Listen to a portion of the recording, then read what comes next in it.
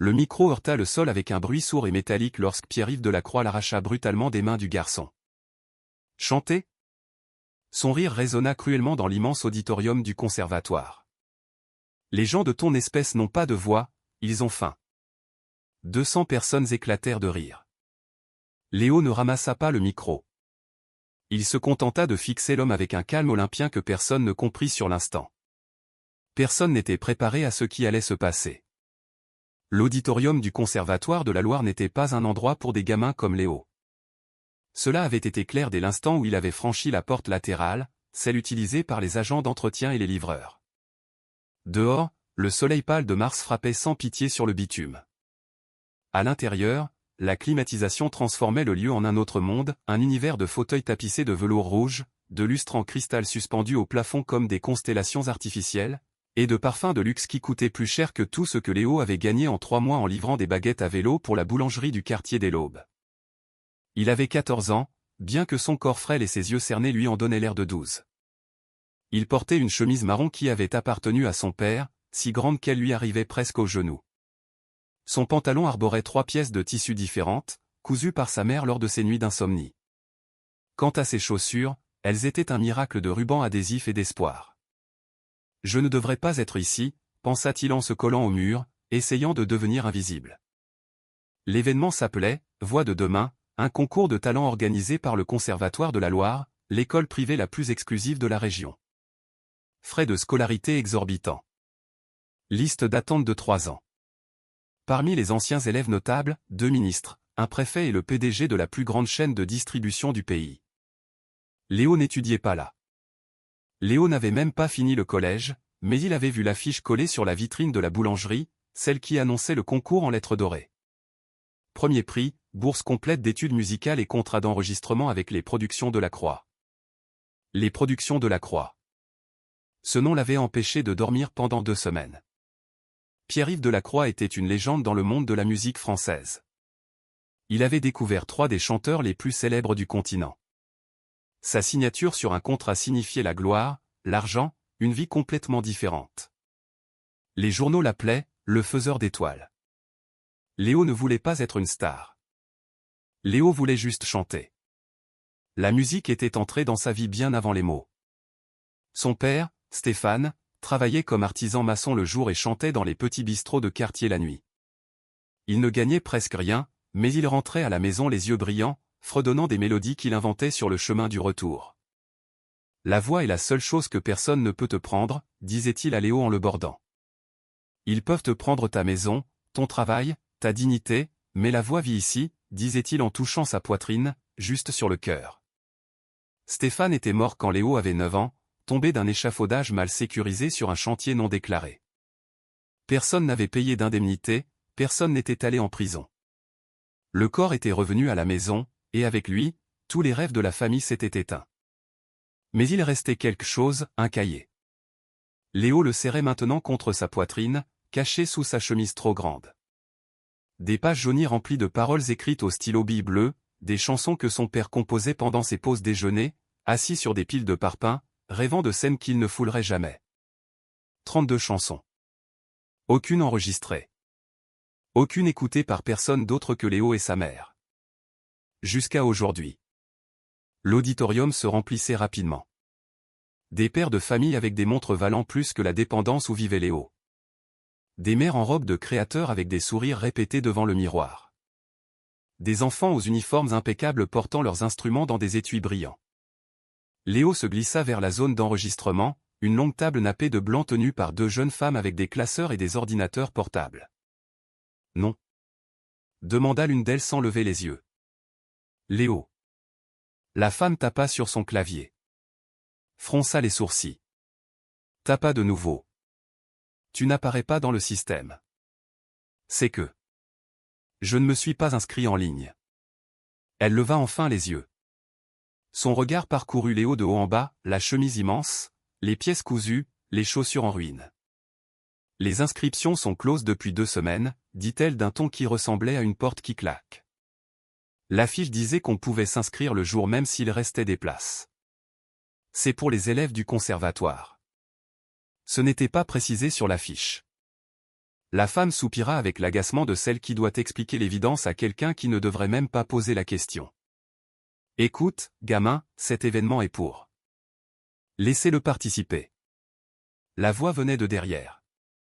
Léo se retourna et vit un homme d'une soixantaine d'années, aux cheveux gris parfaitement coiffés, portant un costume bleu marine qui semblait coûter plus cher qu'une voiture neuve. À ses côtés, une suite d'assistants avec des tablettes et des oreillettes. Pierre-Yves Delacroix en personne. Monsieur Delacroix. La femme se leva si vite qu'elle faillit renverser son ordinateur. Je ne savais pas que vous étiez déjà arrivé. Je viens d'arriver. Delacroix regardait Léo avec une expression étrange, un mélange de curiosité et de quelque chose de plus sombre. Tu veux chanter, petit? Léo acquiesça. Il ne faisait pas confiance à sa voix à cet instant. Et qu'est-ce que tu vas chanter? Une chanson de mon père. Ton père est compositeur? Il était. Il est mort. Une lueur traversa le regard de Delacroix. Pitié? Intérêt? Léo ne sut l'identifier. Inscrivez-le, ordonna Delacroix. En dernière place sur la liste. Mais, monsieur, le protocole. Je suis le protocole ici. La femme acquiesça rapidement et tapa le nom de Léo dans le système. Delacroix se pencha vers lui. Son eau de Cologne était forte, envahissante, comme sa présence.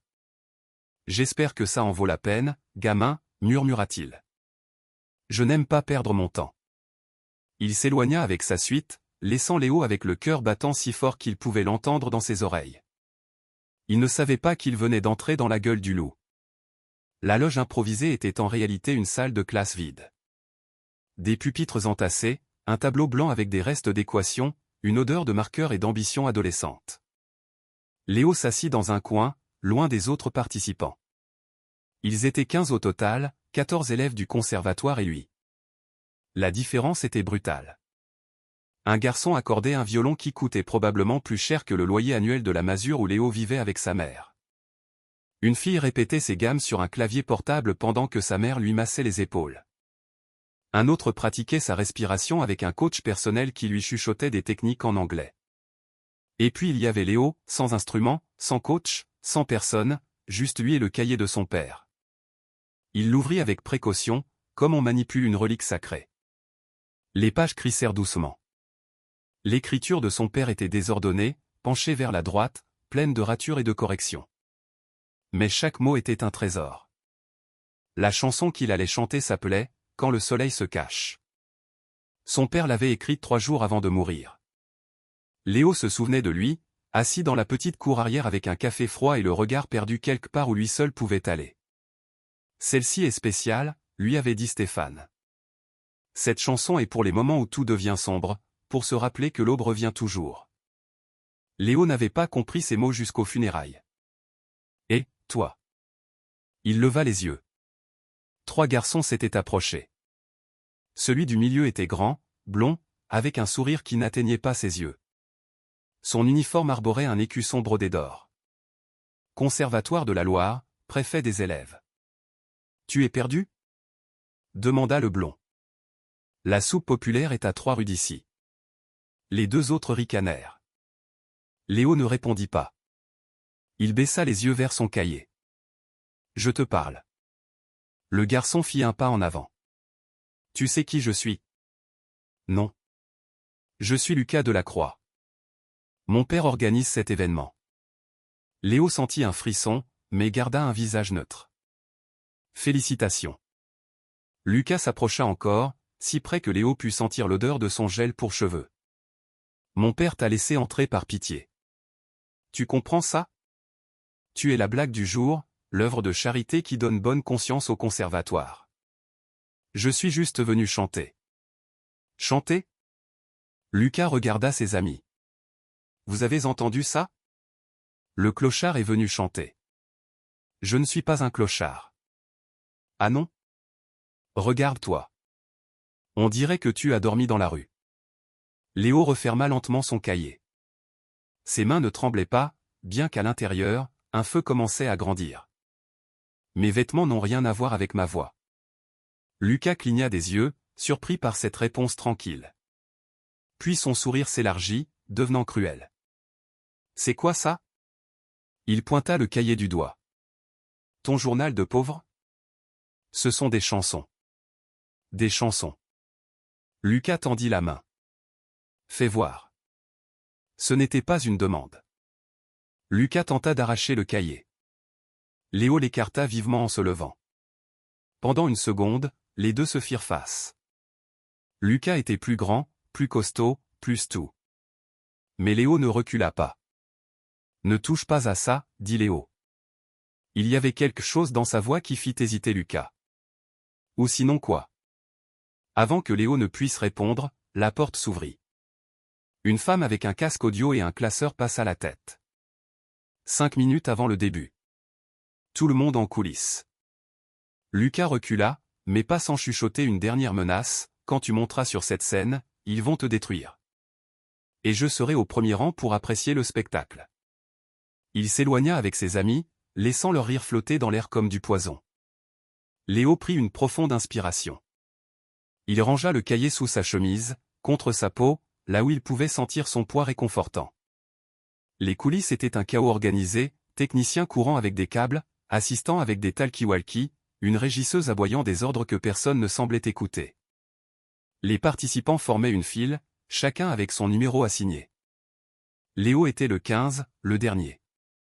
Par l'entrebâillement du rideau, il put voir l'auditorium. Il était plein à craquer. 300 personnes, peut-être plus. Les premiers rangs étaient réservés aux juges.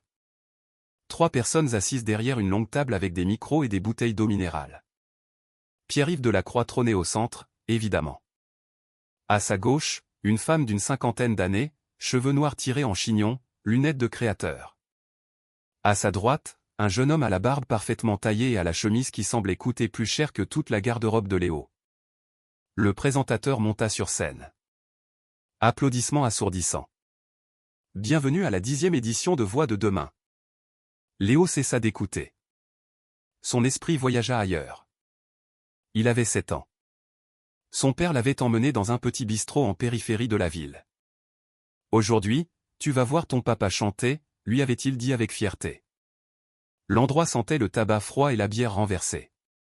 Il y avait peut-être 20 personnes, toutes plus intéressées par leur verre que par la petite estrade au fond. Mais quand Stéphane prit le micro, quelque chose changea. Sa voix remplit l'espace comme l'eau remplit un vase vide. Les conversations s'éteignirent. Les verres restèrent suspendus à mi-chemin. Pendant 4 minutes, 20 inconnus oublièrent leurs problèmes et ne firent qu'écouter. Quand il eut fini, l'applaudissement fut modeste mais sincère. Un homme s'approcha et lui glissa un billet dans la main. « Tu as un truc, frangin, lui dit-il. Je ne sais pas ce que c'est, mais tu l'as. » Ce soir-là, en marchant vers la maison, Stéphane portait Léo sur ses épaules. « Tu as vu, mon fils? Peu importe l'endroit, peu importe qui t'écoute, ce qui compte c'est de chanter avec vérité. La vérité finit toujours par toucher les gens. » Léo revint au présent. Le premier participant montait sur scène. Une petite fille en robe rose avec un violon. Il restait 14 tours. 14 occasions de renoncer. Mais Léo n'allait pas renoncer. Il avait marché 2 heures pour arriver ici, après sa tournée de livraison. Il avait supporté les regards, les chuchotements, les rires. Il avait enduré Lucas et son venin. Tout ça pour une opportunité, tout ça pour la promesse qu'il avait faite à son père au cimetière. 3 jours après l'enterrement, quand tout le monde fut parti et qu'il ne restait que lui devant une tombe sans pierre tombale, faute d'argent. Je ferai en sorte qu'il t'écoute, papa. Je te le jure. Il toucha le cahier sous sa chemise.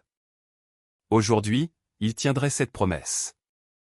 Les participants défilaient les uns après les autres comme des produits dans une vitrine de luxe. La fille au violon joua Paganini avec une précision chirurgicale. Chaque note parfaite, chaque mouvement répété 1000 fois. Le public applaudit avec une admiration polie. Les juges acquiescèrent en prenant des notes. Puis vint un garçon au piano, jouant du Chopin, ses doigts volant sur les touches noires et blanches comme des oiseaux dressés. Sa mère pleurait au 3e rang, filmant avec un téléphone dernier cri. Ensuite, une adolescente chanta de l'opéra, voix puissante, technique impeccable, dans une robe qui brillait sous les projecteurs comme si elle avait des étoiles cousues dans le tissu. Léo observait depuis les coulisses et, à chaque performance, il sentait le gouffre s'agrandir. Ses enfants avaient pris des cours depuis qu'ils savaient marcher. Ils avaient des professeurs privés, des instruments hors de prix, des parents qui pouvaient payer n'importe quel rêve. Ils étaient nés du bon côté du monde. Lui, il avait appris à chanter en écoutant son père dans des bistrots sans prétention, en pratiquant dans la salle de bain de sa maison parce que c'était le seul endroit avec un peu d'écho, affinant son oreille avec la vieille radio que sa mère laissait allumer pendant qu'elle repassait le linge des autres. Qu'est-ce qu'il faisait ici? Joli cahier. Léo se tourna. Une fille était assise sur une chaise pliante à quelques mètres de lui. Elle devait avoir son âge, peut-être un peu plus âgée.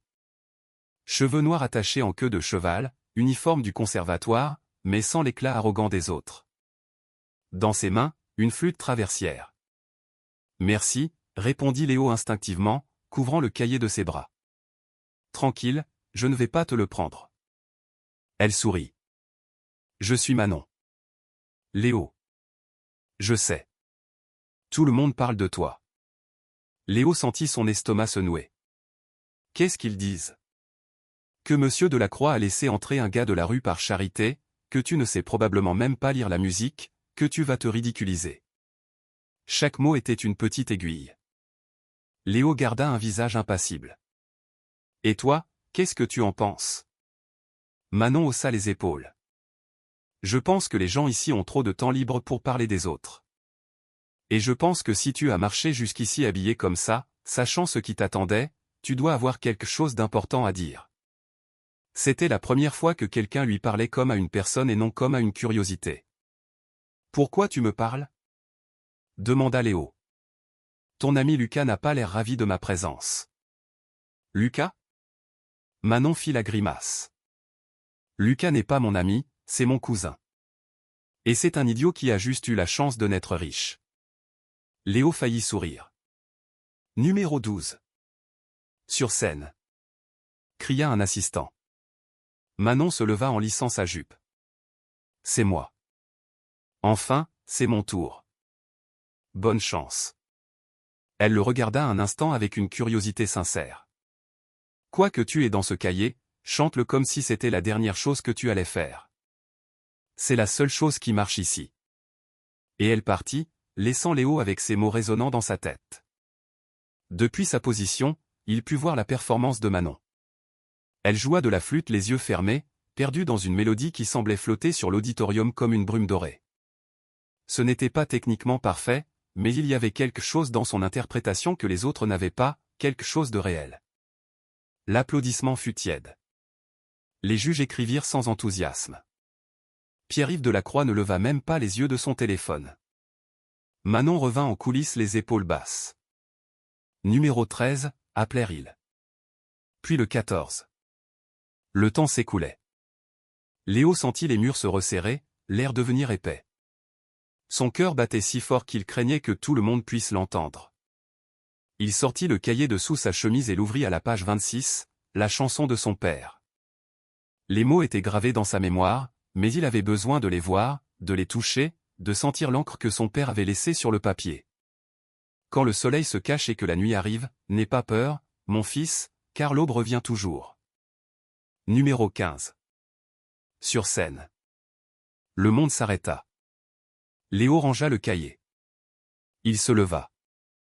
Ses jambes tremblaient, mais elles obéirent. Il marcha vers le rideau qui séparait les coulisses de la scène. Un technicien lui mit un micro dans la main. Tu as 4 minutes. Quand la lumière rouge s'allume, ton temps est écoulé. Léo acquiesça sans vraiment écouter. Il franchit le rideau. La lumière le frappa comme une vague blanche, intense, aveuglante. Pendant une seconde, il ne vit rien, sentant seulement la chaleur des projecteurs sur sa peau. Puis ses yeux s'adaptèrent et il vit le gouffre. 300 personnes le regardaient. 300 pères d'yeux évaluant ses vêtements déchirés, ses chaussures rafistolées, son corps maigre qui n'appartenait pas à cette scène de velours et d'or. Les premiers rangs étaient les pires, visage de pierre, sourire condescendant, sourcils levés. Il vit Lucas Delacroix assis à côté d'une femme élégante qui devait être sa mère. Le garçon lui fit un clin d'œil malicieux. Et au centre de la table des juges, Pierre-Yves Delacroix l'observait comme un scientifique observe un insecte avant de l'épingler sur une planche. Non. Dit Delacroix au micro, sa voix amplifiée dans tout l'auditorium. Léo. Léo Martin. Âge 14 ans. École? Léo hésita. Le silence s'étira une seconde de trop. Je n'étudie pas actuellement, monsieur. Des murmures parcoururent le public. Quelqu'un ricana. Delacroix haussa un sourcil. Et qu'est-ce que tu vas chanter? Une chanson originale, monsieur. Mon père l'a écrite. Ton père est compositeur professionnel? Il était maçon et il écrivait des chansons. Plus de murmures, plus de rires étouffés.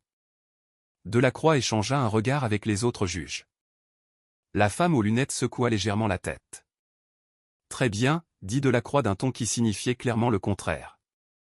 Allez-y. Léo leva le micro. Ses mains étaient moites. Le métal semblait glissant, froid, étranger.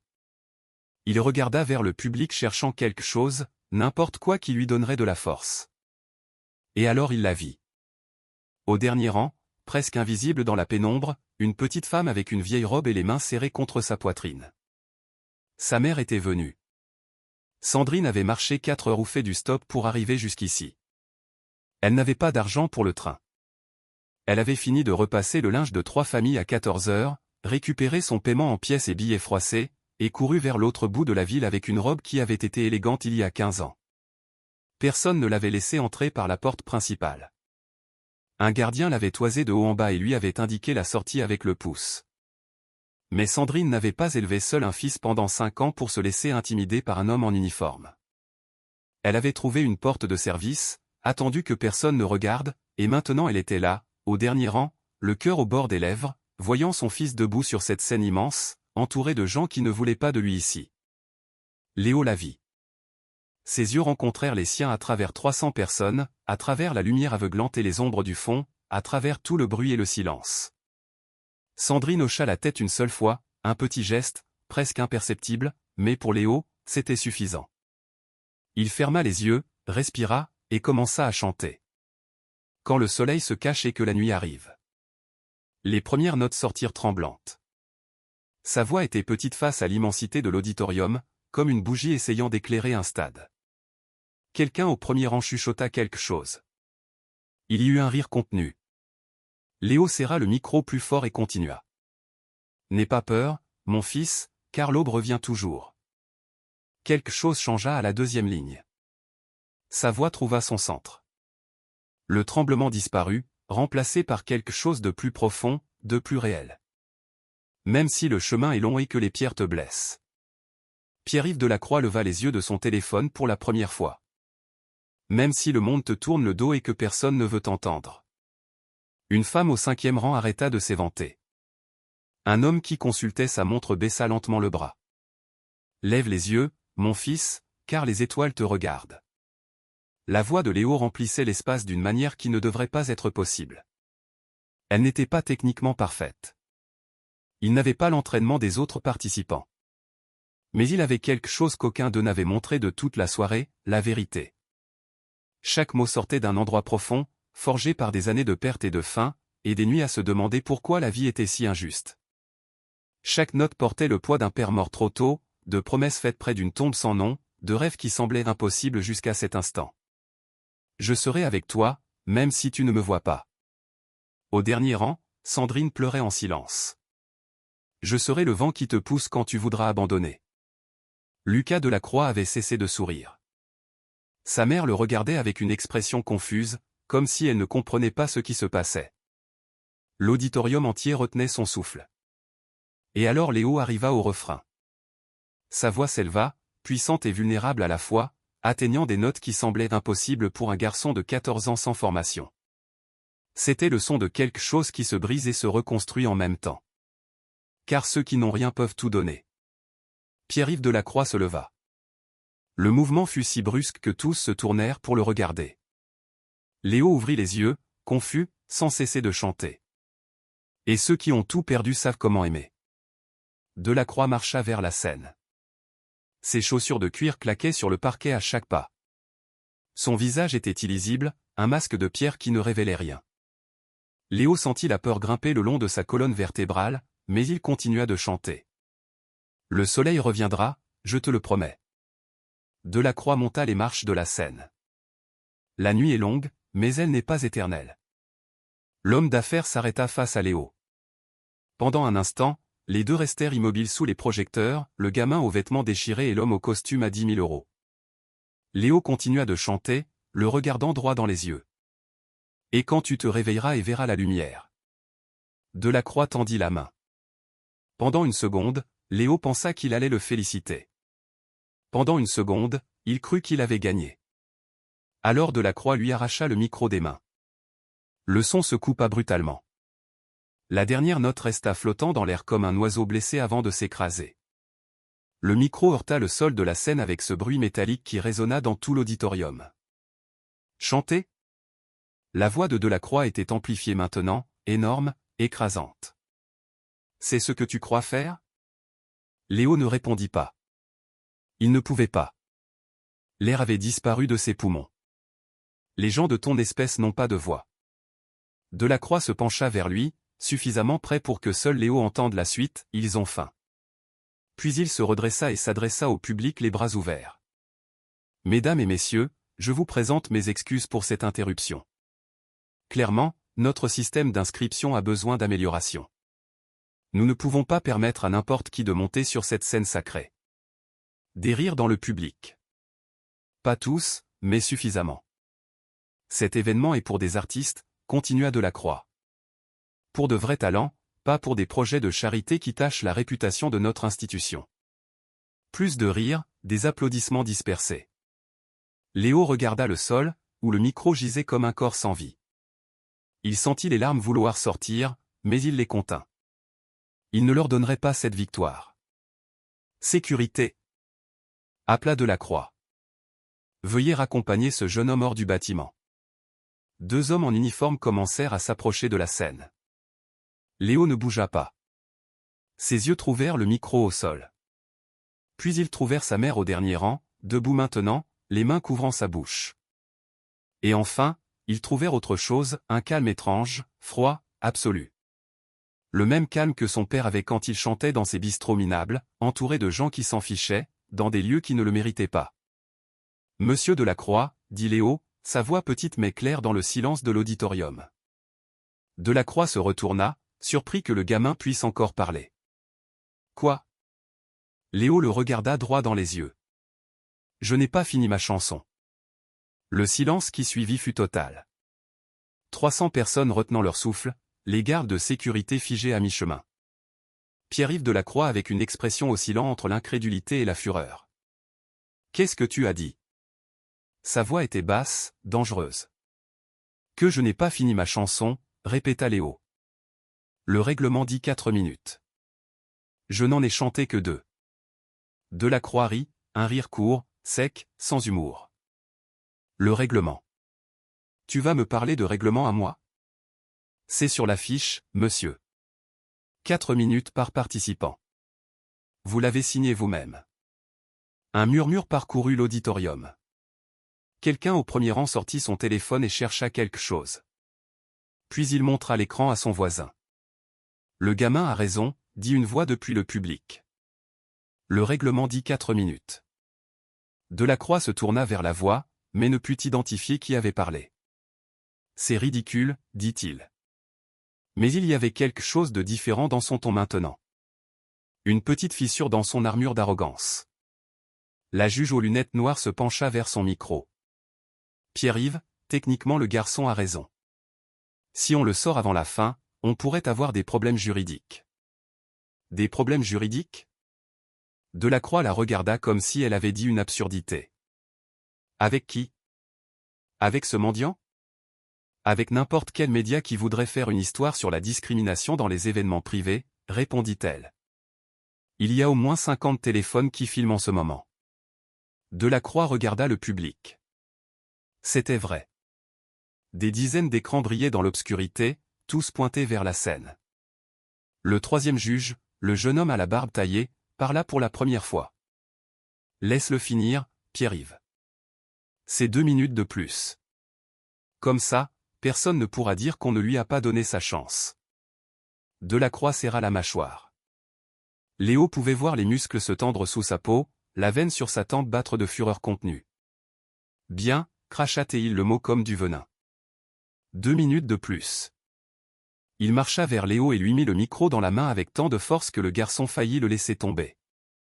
Mais écoute-moi bien, murmura Delacroix en se penchant près de son oreille.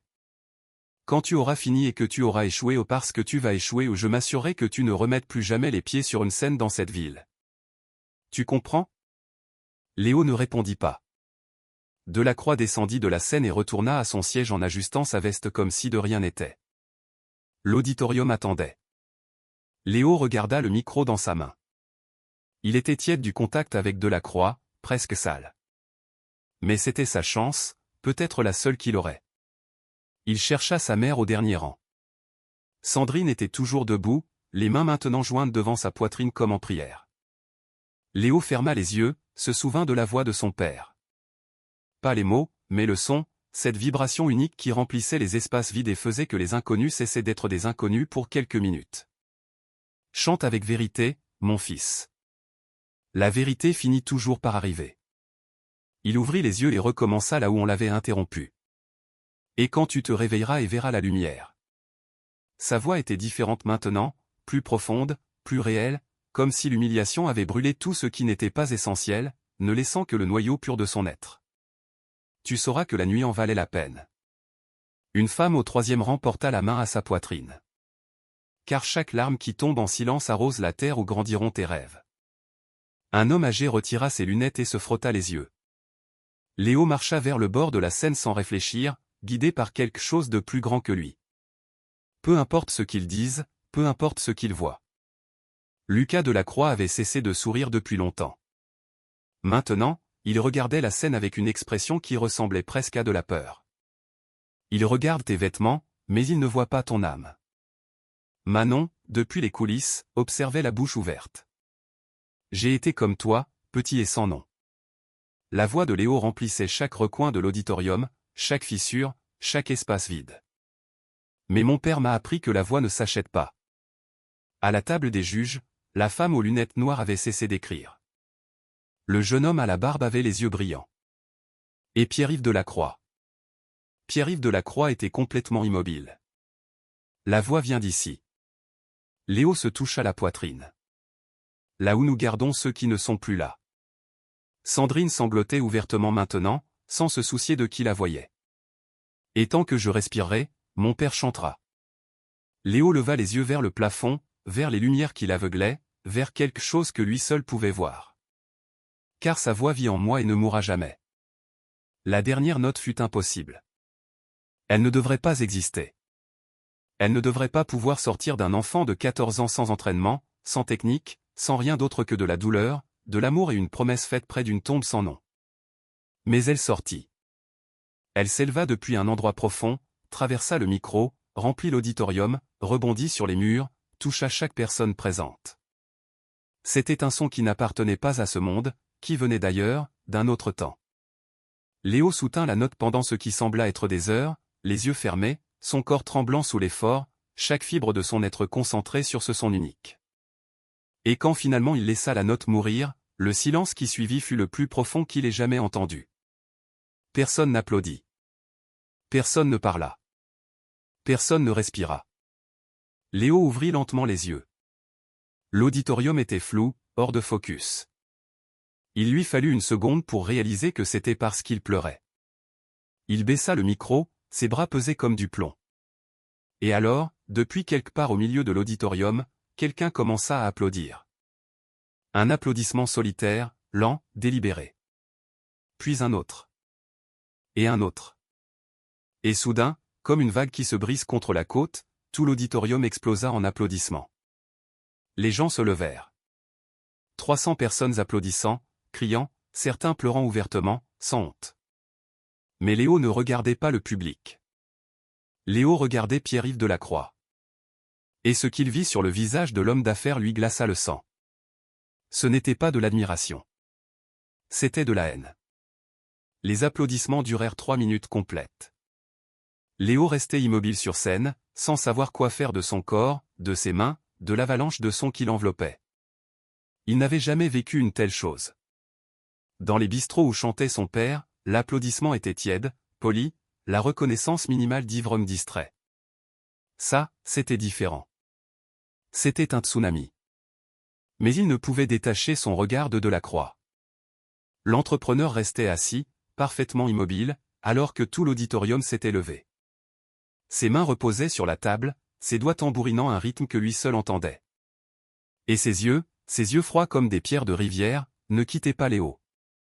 Il y avait quelque chose dans ce regard, quelque chose qui allait au-delà de l'agacement d'avoir été défié publiquement.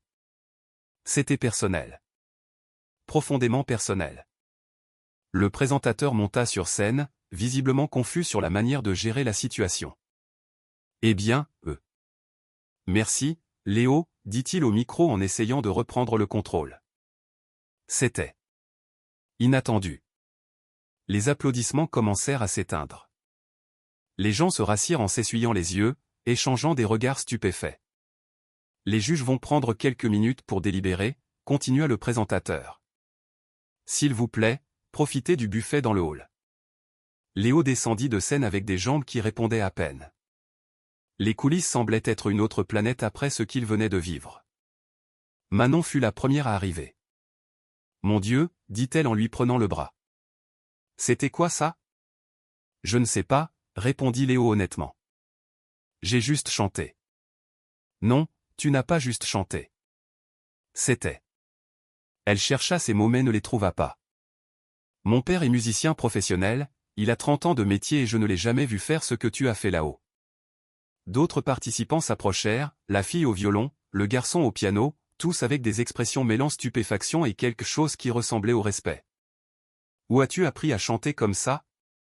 Demanda quelqu'un. Qui est ton professeur? Tu vas sortir un album?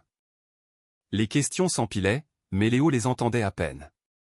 Son esprit était encore sur scène, dans le regard de Delacroix, dans cette sensation que quelque chose de terrible allait arriver. Pardon.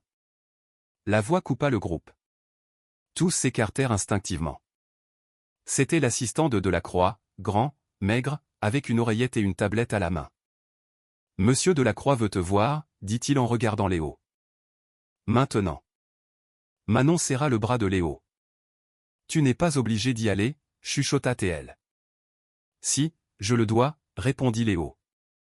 J'ai besoin de savoir ce qui se passe. Il suivit l'assistant à travers des couloirs qui devenaient plus élégants à chaque pas. Les murs passèrent du parpaing peint au bois verni, puis au marbre. Le bruit de l'événement s'étouffa jusqu'au silence. Finalement, ils arrivèrent devant une double porte en acajou. L'assistant frappa 2 fois. Entrez, dit la voix de Delacroix depuis l'intérieur. Le bureau était plus grand que toute la vieille dépendance de Léo. Des baies vitrées du sol au plafond montraient la ville illuminée, des meubles qui semblaient anciens et hors de prix. Et au centre, derrière un bureau en bois sombre, Pierre-Yves Delacroix. L'assistant ferma la porte, les laissant seuls. Assieds-toi, ordonna Delacroix. Léo obéit. Le fauteuil était en cuir, souple et froid. Delacroix l'étudia un long moment sans rien dire. Puis il ouvrit un tiroir du bureau et sortit quelque chose, un vieux cahier, usé, au coin corné et à la couverture tachée de ce qui semblait être du café séché. Léo sentit le monde s'arrêter. « Tu reconnais ça ?» demanda Delacroix. « Je. » La voix de Léo se brisa. « Où avez-vous eu ça ?» Réponds à la question. « Ça ressemble. Ça ressemble au cahier de mon père. Mais il n'en avait qu'un, et je l'ai. » Léo mit la main sous sa chemise et sortit son propre cahier. Il le posa sur le bureau à côté de l'autre. Ils étaient presque identiques. Le même type de cahier bon marché, la même usure, la même façon de vieillir. Ton père, dit Delacroix lentement, était Stéphane Martin. Ce n'était pas une question. Oui, répondit Léo. Comment le savez-vous? Delacroix ne répondit pas immédiatement. Il se leva et marcha vers la fenêtre, tournant le dos à Léo. Il y a 20 ans, je n'étais personne. Un petit producteur avec de grands rêves et des poches vides. Je cherchais des talents là où les autres n'osaient pas regarder, les bistrots malfamés, les fêtes de village, les gares. Léo écoutait sans respirer. Une nuit, dans un bar qui n'existe plus, j'ai entendu un homme chanter. Il était maçon le jour, chanteur la nuit. Il avait une voix qui. Delacroix s'arrêta comme si les mots lui coûtaient. Une voix comme la tienne. Le silence pesait comme du plomb. Je lui ai offert un contrat, continua Delacroix. Je lui ai dit que je pouvais le rendre célèbre, que sa vie changerait pour toujours. Il n'avait qu'à signer. Et qu'est-ce qui s'est passé? Demanda Léo, même si une partie de lui connaissait déjà la réponse. Delacroix se retourna. Ses yeux brillaient de quelque chose qui pouvait être de la rage, ou de la douleur, ou les deux. Il m'a dit non. Les mots restèrent suspendus dans l'air. Il a dit que la musique était faite pour être partagée, pas pour être vendue. Que sa voix était à lui et à personne d'autre. Qu'il préférait chanter gratuitement toute sa vie plutôt que de signer un papier qui lui enlèverait sa liberté. Léo sentit les larmes lui monter aux yeux. Mon père ne m'a jamais raconté ça. Bien sûr que non. Delacroix se rassit. Parce qu'après qu'il m'ait rejeté, je me suis assuré qu'aucune porte ne s'ouvre pour lui. Chaque bistrot où il chantait recevait un appel.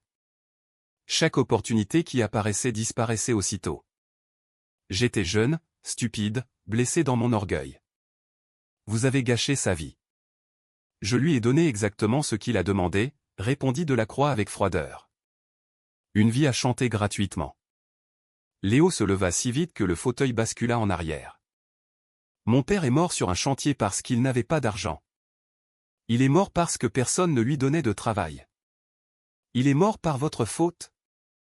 Delacroix ne s'y a pas. Ton père est mort parce qu'il a fait des choix. Tout comme tu es sur le point d'en faire un. L'air dans le bureau était devenu irrespirable. Léo restait debout, les poings serrés le long du corps, regardant l'homme qui avait détruit la vie de son père. Chaque cellule de son corps voulait crier, frapper, détruire quelque chose, mais il voulait aussi des réponses. Quel choix? Demanda-t-il d'une voix tremblante.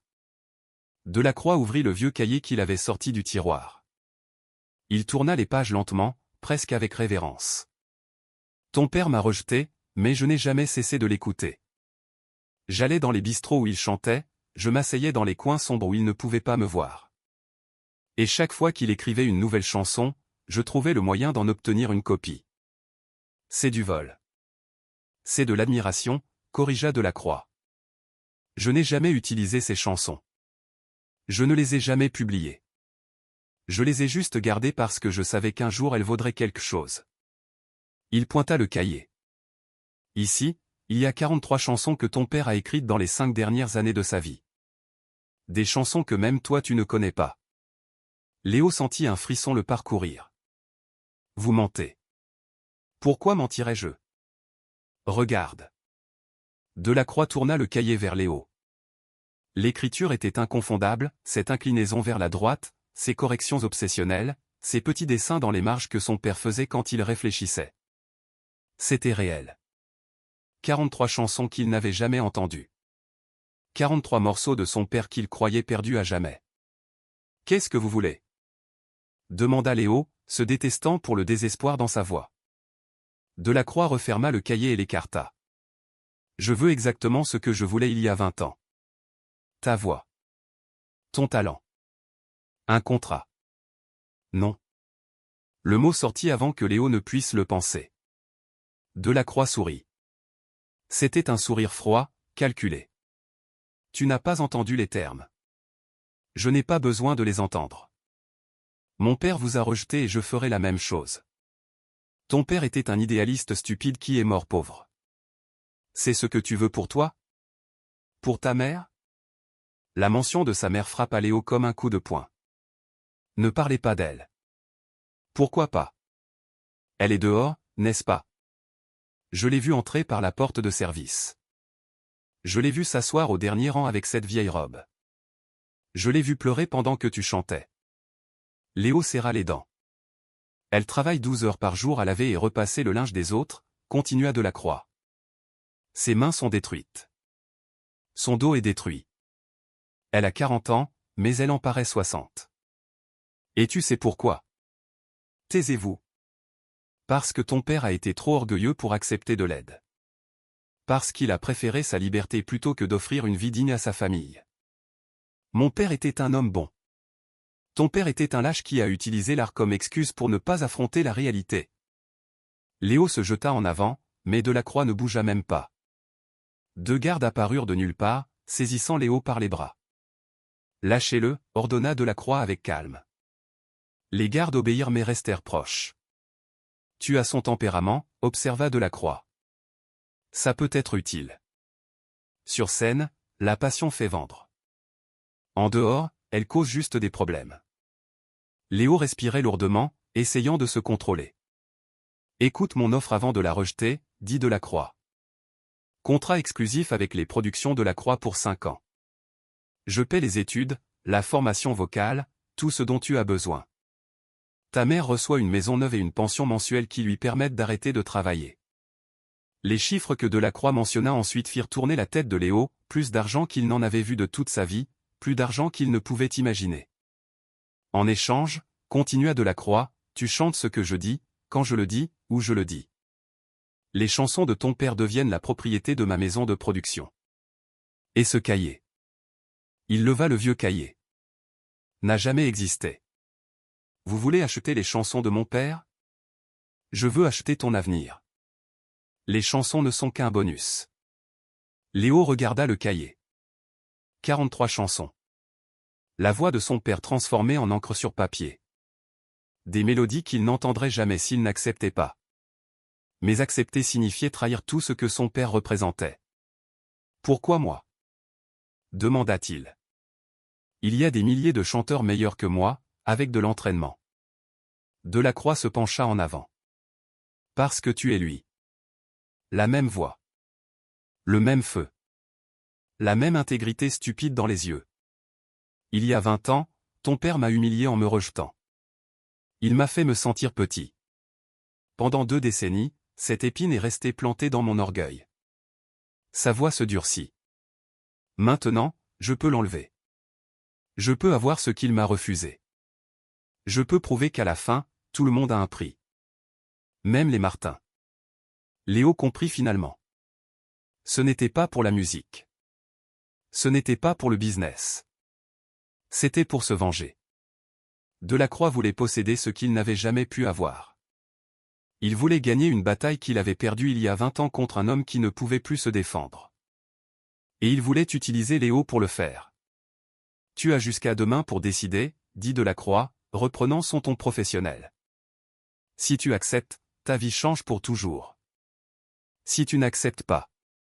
Il laissa la menace flotter dans l'air. Quoi? Demanda Léo. Vous allez me détruire comme vous avez détruit mon père? Delacroix sourit. Je n'aurai pas besoin de te détruire. La pauvreté le fera pour moi. Dans 6 mois, tu seras de retour à livrer des baguettes sous la pluie. Dans 1 an, tu auras oublié que tu es un jour monté sur une scène. Et ta mère continuera de laver du linge jusqu'à ce que ses mains ne puissent plus tenir un fer à repasser. Il se leva et marcha vers la porte. Réfléchis bien, Léo. Ton père a pris une décision et regarde comment il a fini. Tu as l'opportunité d'être plus intelligent que lui. Il ouvrit la porte. Maintenant retourne dans l'auditorium. Ils vont annoncer les résultats. Léo marcha de retour vers l'auditorium comme un somnambule. Les mots de Delacroix rebondissaient dans sa tête comme des pierres dans un puits vide. Chaque phrase était un nouveau coup, une blessure qui s'ouvrait là où il croyait qu'il n'y avait plus de place pour la douleur. Son père avait rejeté Delacroix. Il avait choisi la liberté plutôt que l'argent, l'art plutôt que le succès. Et il avait payé le prix fort. Était-ce du courage ou de la stupidité? Léo n'était plus sûr. Quand il arriva dans l'auditorium, l'ambiance avait complètement changé. Les gens le regardaient différemment. Il n'était plus le gamin pauvre qui s'était incrusté dans une fête de riches. Il était le phénomène, le mystère, le garçon qui avait fait pleurer 300 personnes avec une chanson. Manon l'intercepta avant qu'il ne puisse rejoindre sa place. « Qu'est-ce qui s'est passé ?» demanda-t-elle en étudiant son visage. « Tu es pâle. »« Rien. »« Menteur. »« Tu es allé voir Delacroix et tu es revenu avec une tête de déterré. » Léo la regarda. Il la connaissait à peine, mais quelque chose en elle inspirait confiance. C'était la seule personne ici qui l'avait traité comme un égal. « Je peux te poser une question ?» dit-il. « Bien sûr. Si tu pouvais avoir tout ce que tu as toujours voulu, mais que tu devais renoncer à qui tu es pour l'obtenir, tu le ferais ?» Manon fronça les sourcils. « Qu'est-ce qu'il t'a offert ?» Réponds juste. Elle réfléchit un moment. « Ma mère a abandonné une carrière de concertiste pour épouser mon père. Elle était brillante. Elle aurait pu jouer dans les plus grands orchestres du monde. Mais elle a choisi une vie tranquille, une famille, un amour qu'elle croyait réel. Et elle regrette ? Elle ne le dit jamais. Mais parfois, je l'entends jouer la nuit quand elle croit que tout le monde dort. Et il y a quelque chose dans sa musique. Quelque chose de brisé. Comme si une partie d'elle était morte le jour où elle a cessé d'être une artiste pour devenir une épouse. » Léo acquiesça lentement. « Je crois qu'il n'y a pas de bonne réponse, » continua Manon. « Il n'y a que des décisions et des conséquences. L'important, c'est de pouvoir se regarder dans le miroir après. » Le présentateur monta sur scène avant que Léo ne puisse répondre. « Mesdames et messieurs, les juges ont pris une décision. » L'auditorium se tut instantanément. Léo sentit sa mère le regarder depuis le dernier rang. Il ne se retourna pas. Il ne pouvait pas affronter ses yeux. En troisième place, avec une interprétation magistrale de Chopin, Frédéric Villanueva. Applaudissements polis. Un enfant monta sur scène recevoir son trophée et son enveloppe. En deuxième place, pour son interprétation émouvante d'opéra italien, Marianne Castelli. Plus d'applaudissements. L'adolescente à la robe brillante monta en souriant. Et le premier prix. La pause fut éternelle. Pour une performance qu'aucun des présents n'oubliera jamais. Léo ferma les yeux. Léo Martin. L'auditorium explosa en applaudissements plus forts qu'avant. Les gens se levèrent à nouveau, criant, sifflant. Mais Léo ne bougea pas. Parce qu'il avait vu quelque chose que personne d'autre n'avait vu. Il avait vu Pierre-Yves Delacroix se lever de son siège juste avant l'annonce. Il avait vu comment il avait chuchoté quelque chose à l'oreille du présentateur. Il avait vu l'expression de surprise sur le visage de l'homme. Le résultat avait été changé à la dernière minute. Delacroix l'avait laissé gagner. Pourquoi? La réponse était évidente. Il voulait que Léo goûte au succès. Il voulait qu'il sache ce que ça faisait d'être en haut, d'être applaudi, d'être quelqu'un. Pour que, quand l'offre arriverait, le contraste avec sa vie réelle soit insupportable. C'était un piège.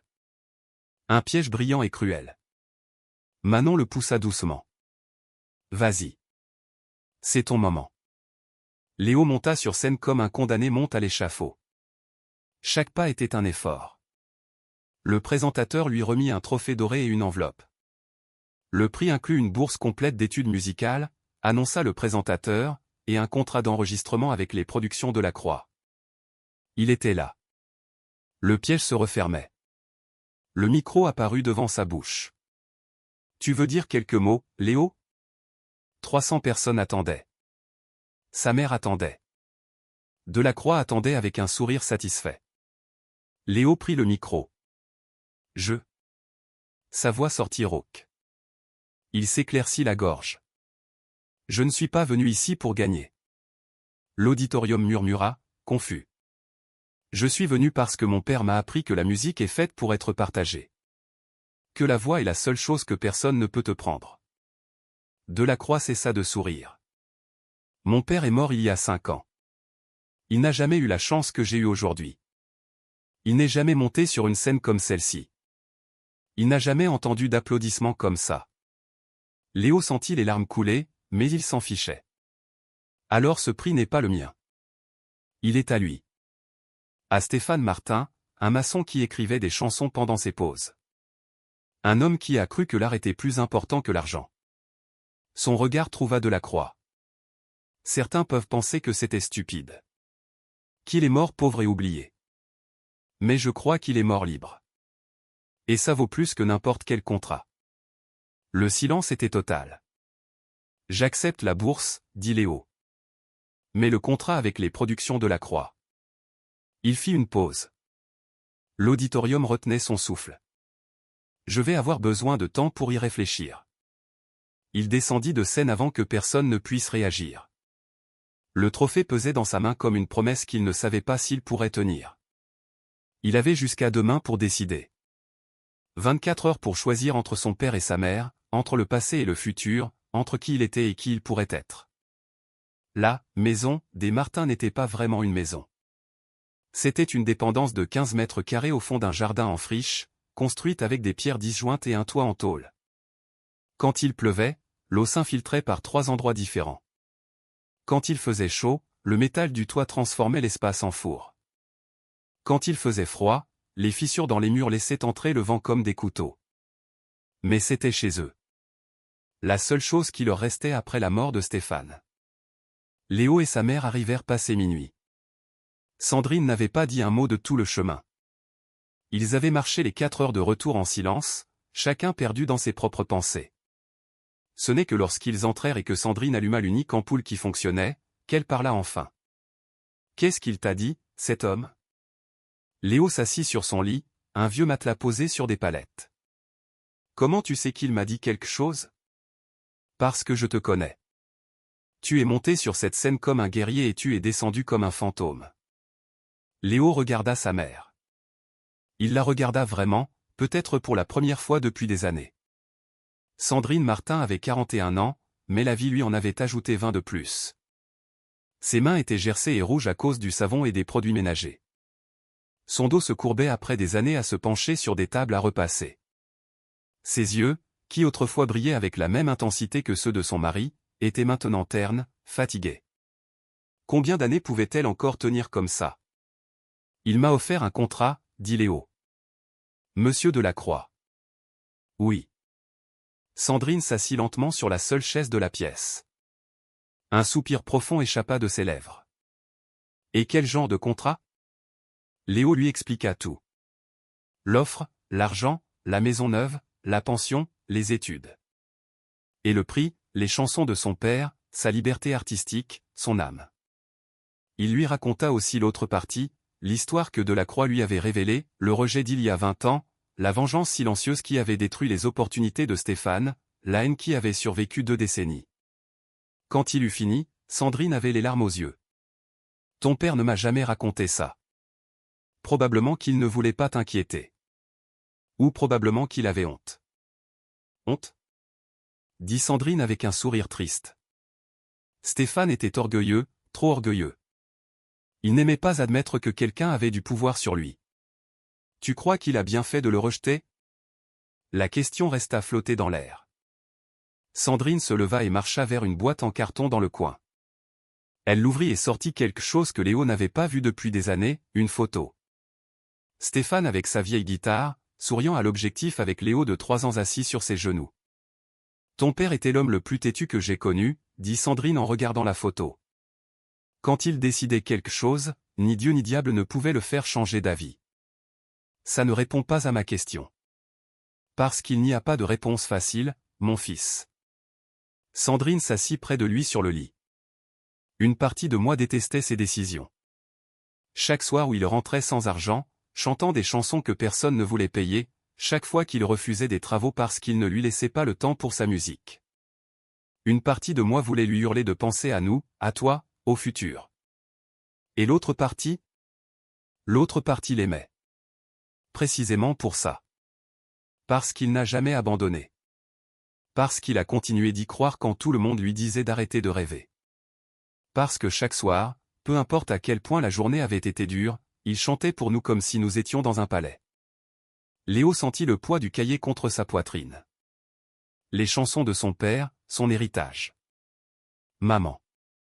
Si j'accepte le contrat, tout change. Tu n'auras plus à travailler. Tu pourras te reposer. On pourra avoir une vraie maison. Et si tu refuses le contrat, on continuera comme on est. Oui. Sandrine prit les mains de son fils entre les siennes, des mains douces et jeunes contre des mains détruites par le travail. Léo, regarde-moi. Il leva les yeux. Je n'ai pas élevé mon fils pour qu'il prenne des décisions basées sur mon confort. Je t'ai élevé pour que tu sois un homme libre. Et les hommes libres prennent leurs propres décisions et vivent avec les conséquences. Mais toi. Elle serra ses mains. J'ai survécu 14 ans sans Stéphane. Je peux survivre encore. Ce que je ne peux pas supporter, c'est de voir mon fils devenir quelque chose qu'il n'est pas, juste pour me donner une vie facile. Les larmes coulaient maintenant sur leurs deux visages. Qu'est-ce que tu veux, Léo? Pas ce que tu crois que je veux. Pas ce que ton père aurait voulu. Qu'est-ce que toi, tu veux? Léo ferma les yeux. Qu'est-ce qu'il voulait? Il voulait chanter. C'était sûr. Il voulait monter sur scène et sentir cette connexion magique avec le public, ce moment où les mots devenaient quelque chose de plus grand que lui-même. Mais il voulait aussi que sa mère se repose. Il voulait qu'elle ait un lit confortable, une maison sans fuite, de la nourriture sur la table sans avoir à compter chaque centime. Et il voulait les chansons de son père. Ces 43 mélodies que Delacroix gardait enfermées dans un tiroir, attendant d'être échangées contre sa liberté. Deux chemins. Une décision. Je ne sais pas, maman, admit-il finalement. Je ne sais pas ce que je veux. Sandrine le serra dans ses bras comme quand il était petit, comme quand Stéphane venait de mourir et que le monde semblait trop grand et cruel pour un enfant de 9 ans. Alors dors, chuchota-t-elle. Les réponses arrivent parfois dans les rêves. Mais Léo ne dormit pas cette nuit-là. Il resta à regarder le toit de tôle, écoutant les bruits du quartier, sentant le poids d'un futur qu'il ne savait pas comment porter. Et quand le soleil commença à filtrer par les fissures du mur, il n'avait toujours pas de réponse. À 7 heures du matin, quelqu'un frappa à la porte. Sandrine se leva la première en se frottant les yeux. Léo fit semblant de dormir, mais chaque muscle de son corps était tendu. « Qui est-ce » demanda Sandrine à travers la porte en bois. « Je cherche Léo Martin. J'apporte un message de Monsieur Delacroix. » Sandrine regarda son fils. Léo acquiesça et se leva. C'était l'assistant de Delacroix, le même homme grand et maigre, mais cette fois il n'était pas seul. Derrière lui, garée de manière incongrue dans cette ruelle boueuse, une Citroën DS noire aux vitres teintées brillait au milieu de la misère ambiante. « Monsieur Delacroix veut te voir à midi, » dit l'assistant. « À son bureau. Il attend une réponse. »« Je serai là, » répondit Léo. L'assistant le regarda de haut en bas, comme pour évaluer quelque chose. « Il m'a aussi demandé de te remettre ça. » Il tendit une épaisse enveloppe Kraft. Léo la prit avec méfiance. « Qu'est-ce que c'est ? » « Une avance de bonne foi. Pour que tu vois que les offres de Monsieur Delacroix sont sérieuses. » L'assistant retourna à la voiture sans dire au revoir. Le véhicule démarra et disparut, laissant un nuage de poussière. Léo ouvrit l'enveloppe. De l'argent. Plus d'argent qu'il n'en avait jamais vu réuni de sa vie. Des billets neufs, craquants, parfaits. Et une note manuscrite, pour ta mère. Sans engagement. Juste un rappel de ce que pourrait être ta vie. Sandrine regardait l'argent avec des yeux ronds. Mon Dieu! Combien il y a là? Léo compta 3 fois parce qu'il n'arrivait pas à y croire.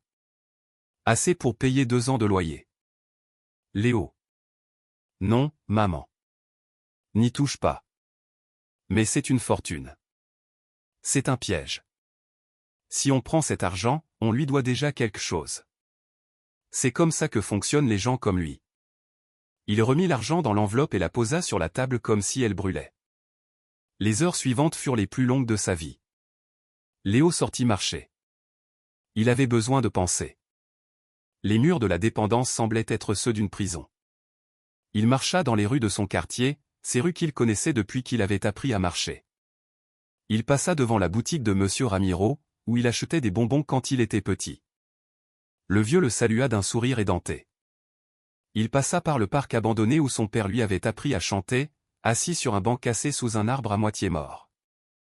Il passa devant la boulangerie où il avait vu l'affiche du concours à peine une semaine plus tôt, bien que cela semblât une éternité. Et finalement, il arriva au cimetière. La tombe de Stéphane Martin n'avait pas de pierre, juste une croix en bois que Léo avait construite de ses propres mains, déjà usée par les années et la pluie. Il s'assit devant elle. « Papa, dit-il à voix basse. J'ai besoin d'aide. » Le vent fit bouger les feuilles d'un arbre proche. Rien de plus. Il y a un homme qui dit qu'il t'a connu. Il dit que tu l'as rejeté il y a 20 ans. Il dit que c'est pour ça que notre vie a été si difficile. Silence. Maintenant, il m'offre tout ce que tu n'as jamais pu nous donner. L'argent, une maison, des études. Tout. Je n'ai qu'à signer un papier et chanter ce qu'il veut. Les mots sortaient maintenant en torrent. Maman dit que je dois décider par moi-même. Mais je ne sais pas quoi faire. Si j'accepte, je te trahis. Si je n'accepte pas, je la trahis, elle. Et les chansons, papa. Il a 43 de tes chansons que je n'ai jamais entendues. Il dit qu'il me les donnera si je signe. Léo sentit les larmes tomber sur la terre sèche. Qu'est-ce que je fais? Donne-moi un signe. Quelque chose. N'importe quoi. Il attendit 1 minute. 5. 10. Rien. Bien sûr que rien. Les morts ne parlent pas. Les signes n'existent pas. L'univers ne s'arrête pas pour résoudre les problèmes d'un gamin de 14 ans. Il se leva pour partir, vaincu. Et alors il le vit. À la base de la croix en bois, à moitié enterrée dans la terre, il y avait quelque chose qu'il n'avait pas vu avant. Il se baissa et le déterra avec ses doigts, un papier plié, vieux, jauni, protégé par un sac en plastique transparent de congélation. Il l'ouvrit avec des mains tremblantes. C'était une lettre. L'écriture était celle de son père. Léo, si tu lis ceci, ça veut dire que je ne suis plus là. J'écris ça parce que je sais que mon temps est court. Je le sens dans mes os, dans l'air, dans la façon dont le monde me regarde ces derniers temps. Il y a des choses que je ne t'ai jamais racontées. Des erreurs que j'ai commises. Des opportunités que j'ai refusées. Des gens qui m'ont offert de l'aide et à qui j'ai dit non parce que j'étais trop fier. Mais je ne regrette rien. La musique m'a donné tout ce qui compte. Elle m'a donné ta mère. Elle t'a donné à moi. Elle m'a donné des raisons de me lever chaque matin, même quand la vie était dure. Si un jour tu dois choisir entre l'argent et la vérité, choisis la vérité. Si tu dois choisir entre le succès et ton âme, choisis ton âme. L'argent se dépense, le succès s'oublie. Mais l'âme est pour toujours. Et souviens-toi, la voix ne se vend pas. La voix se partage. Chaque fois que tu chanteras, je serai avec toi. Car ma voix vit en toi. Je t'aime, mon fils. Pour toujours, ton père, Stéphane. Léo lut la lettre 3 fois. Puis il la serra contre sa poitrine et pleura comme il n'avait pas pleuré depuis l'enterrement. Quand il se leva finalement, le soleil était haut dans le ciel. Il était presque midi. Il avait rendez-vous avec Pierre-Yves Delacroix. Et maintenant, il savait exactement ce qu'il allait lui dire. Le bureau de Delacroix semblait différent à la lumière du jour. Les baies vitrées montraient une ville brillante, pleine d'immeubles de verre et d'avenues congestionnées. Le soleil entrait à flots, illuminant chaque détail du luxe obscène qui décorait l'espace. Pierre-Yves Delacroix était assis derrière son bureau, exactement là où Léo l'avait laissé la veille. Mais quelque chose avait changé dans son expression. Il y avait une anxiété à peine visible, une tension dans les épaules qui n'était pas là avant. « Tu es à l'heure, dit-il. J'aime la ponctualité. » Léo ne répondit pas. Il s'assit dans le même fauteuil en cuir avec l'enveloppe Kraft dans les mains. « Je vois que tu as reçu mon cadeau. » Delacroix montra l'enveloppe. « Ta mère est contente ? » On n'y a pas touché. Un sourcil de Delacroix se leva. « Intéressant. Orgueil familial ? Quelque chose comme ça. » Léo posa l'enveloppe sur le bureau et la poussa vers Delacroix. « Je suis venu vous donner ma réponse. » Delacroix se recula dans son fauteuil, entrelaçant ses doigts. « Je t'écoute. D'abord, j'ai une question. » « Vas-y.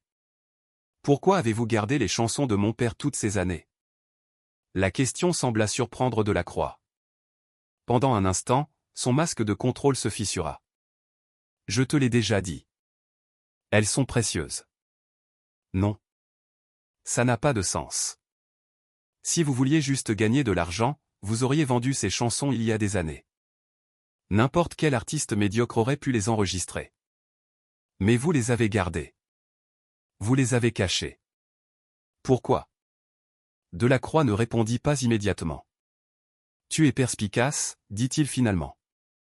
Tout comme ton père. Répondez à la question.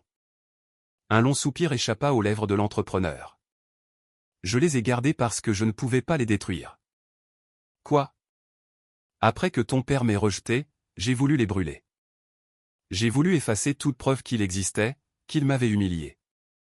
Mais chaque fois que j'essayais de me débarrasser de ce cahier, quelque chose m'arrêtait. Delacroix se leva et marcha vers la fenêtre, tournant le dos à Léo. Ton père était talentueux. Plus talentueux que n'importe quel artiste que j'ai représenté en 30 ans de carrière. Et je le détestais pour ça. Pourquoi?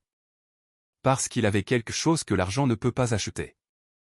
Quelque chose que je n'ai jamais eu et que je n'aurai jamais. Quoi donc? L'authenticité. Le mot resta flotter dans l'air. Chaque artiste que je représente est une fabrication. Je les entraîne, je les moule, je leur dis quoi chanter et comment s'habiller. Ce sont des produits à succès, millionnaires, mais des produits quand même. Ton père n'était pas un produit.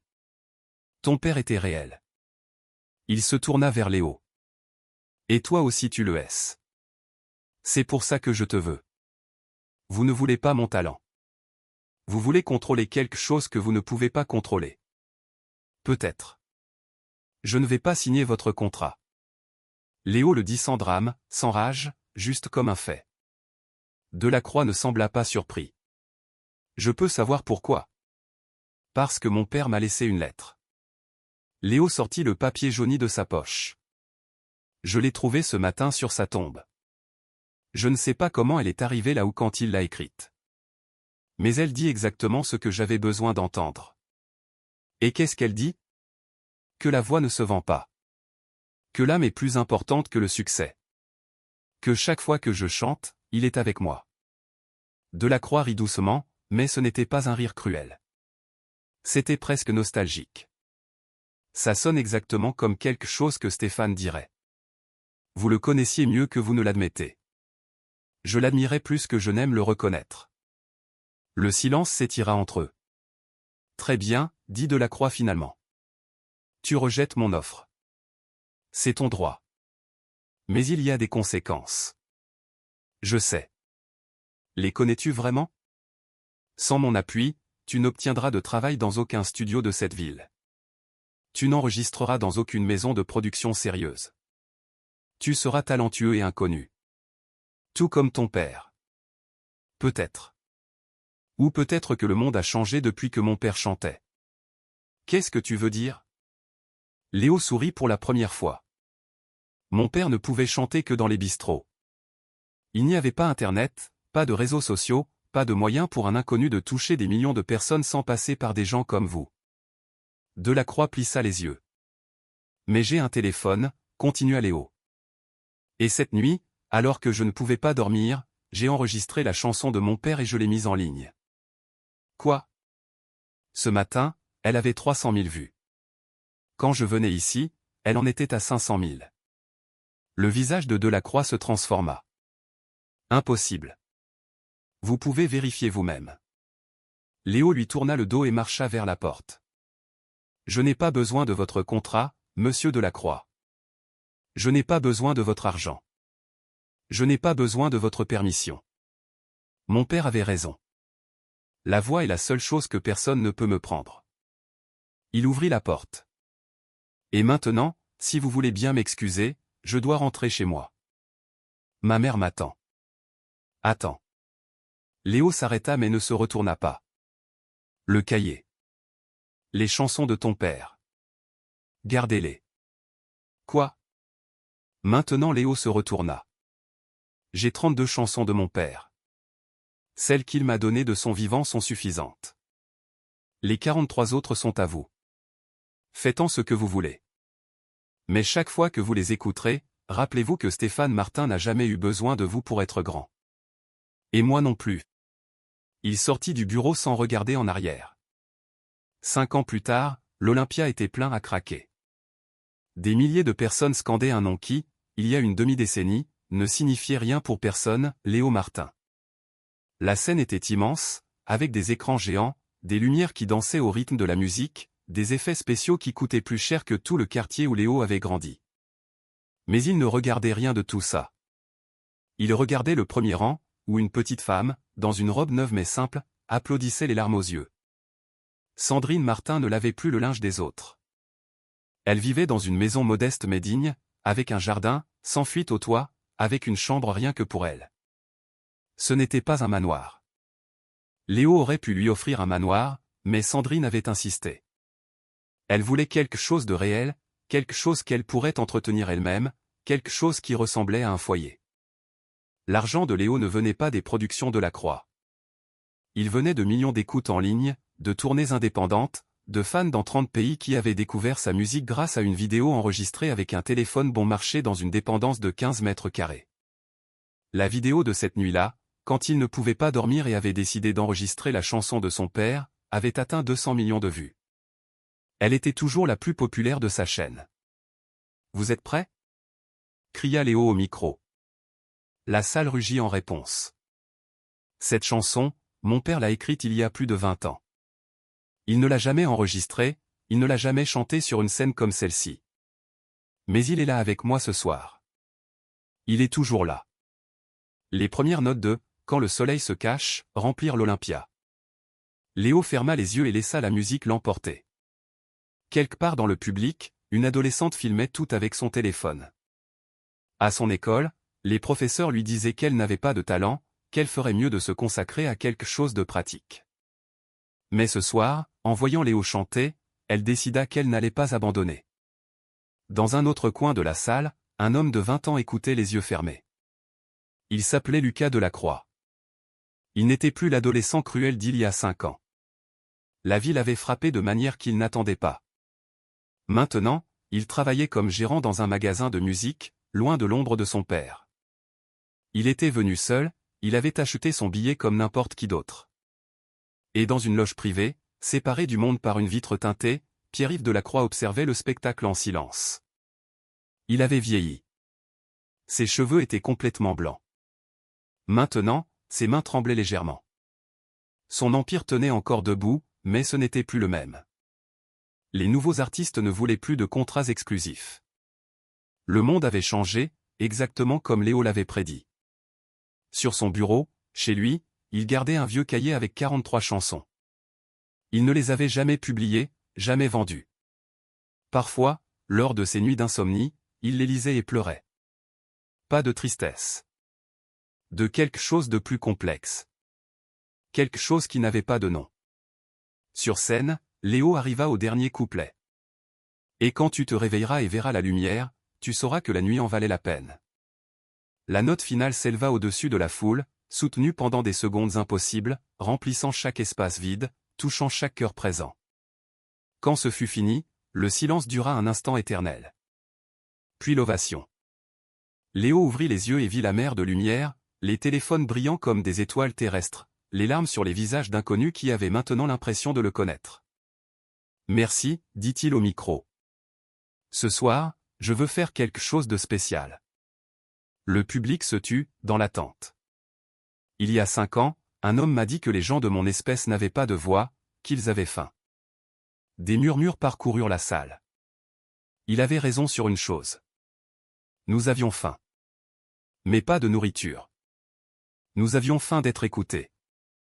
Faim que quelqu'un nous donne une chance. Il pointa vers un côté de la scène. C'est pourquoi, ce soir, je veux vous présenter quelqu'un. Je l'ai rencontrée il y a un mois dans un foyer pour jeunes. Elle a 15 ans. Elle n'a jamais chanté en public. Mais elle a une voix qui mérite d'être entendue. Une jeune fille maigre, avec des vêtements simples et des yeux immenses remplis de terreur, marcha vers le centre de la scène. Léo lui mit le micro dans la main. « N'aie pas peur, lui chuchota Théil. Chante juste avec vérité. » La vérité finit toujours par arriver. La fille acquiesça en tremblant. Les premières notes sortirent faibles, incertaines. Mais ensuite, quelque chose changea. Sa voix trouva son centre. Le tremblement disparut, et des milliers de personnes retinrent leur souffle. Léo descendit de la scène et marcha vers l'endroit où se trouvait sa mère. Il s'assit à côté d'elle et prit sa main. Sandrine le regarda avec des yeux brillants. « Ton père serait fier. Je sais, maman. Je sais. Sur scène, une inconnue chantait sa première chanson devant une foule immense. Et quelque part, dans le vent, dans les lumières, dans le son qui remplissait la nuit parisienne, Stéphane Martin souriait. Parce que certaines histoires ne finissent pas quand quelqu'un meurt. Certaines histoires commencent à peine.